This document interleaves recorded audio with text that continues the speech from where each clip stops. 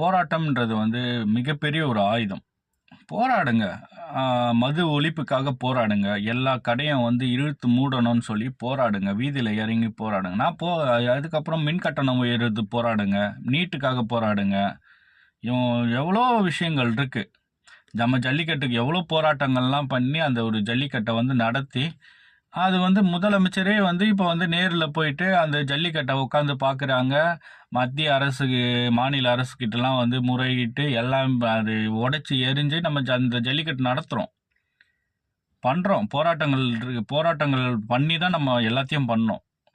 நெறைய போராட்டங்கள் பண்ணி தான் பெரிய பெரிய நிறுவனத்த குளோஸ் பண்ணாங்க. நமக்கு மக்களுக்கு வந்து எந்த இடையூறா இருக்கோ அந்த நிறுவனத்த குளோஸ் பண்ணியிருக்காங்க. இது மாரிலாம் நெறைய விஷயங்கள் இருக்கு. இந்த ஒரு தொழிற்சாலையால வந்து மக்கள் பாதிப்பு ஏற்படுது அப்படின்னும்போது, அத போராடி குளோஸ் பண்றாங்க.